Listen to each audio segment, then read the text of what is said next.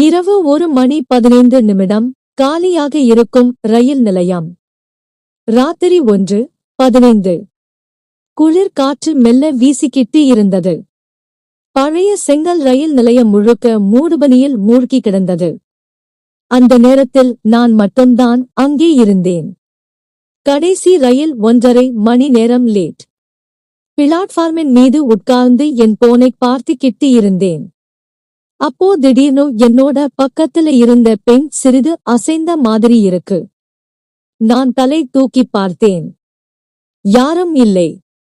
சில நொடிநேரம் கழித்து பின்புறத்தில் இருந்து மெதுவான காலடிச் சத்தம். Dope dope dope.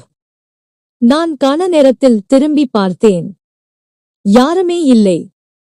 ஆனா ஏதோ யாரோ என் அருகே நின்று மூச்சை விடுற மாதிரி ஒரு உணர்வு.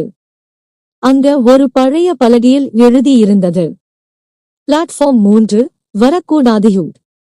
இந்த பிளாட்ஃபார்ம்ல 20 வருஷத்துக்கு முன்பு ஒருத்தர் ரயிலுக்கு அடிபட்டு இறந்தாராம்.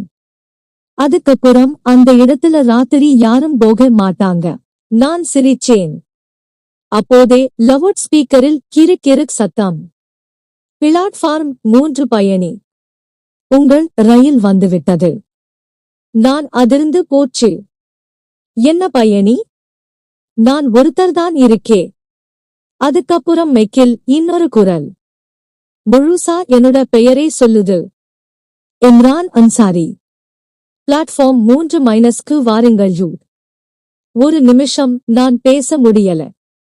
என்னோட பெயரை யாருக்கு தெரியும்? அச்சத்திலும் ஆர்வத்திலும் நான் மெதுவா பிளாட்ஃபார்ம் 3 நோக்கி நடந்தேன். அங்க முழு இருட்டு. காற்று திடீரென குளிர்னு மாறிடுச்சு. ரயில் பாதையில் ஒரு மங்கலான நீல ஒளி தெரிஞ்சது. அந்த ஒளியில ஒரு மனிதன் நின்றிருந்தான். பழைய கிழிந்த கோட், கூஞ்சிய தலை, கால்கள் ரயில் பாதையில மாதிரி நிமிர்ந்து. நான் சத்தமாக கேட்டேன், யார் நீங்கள்? அவன் தலைய தூக்கினான்.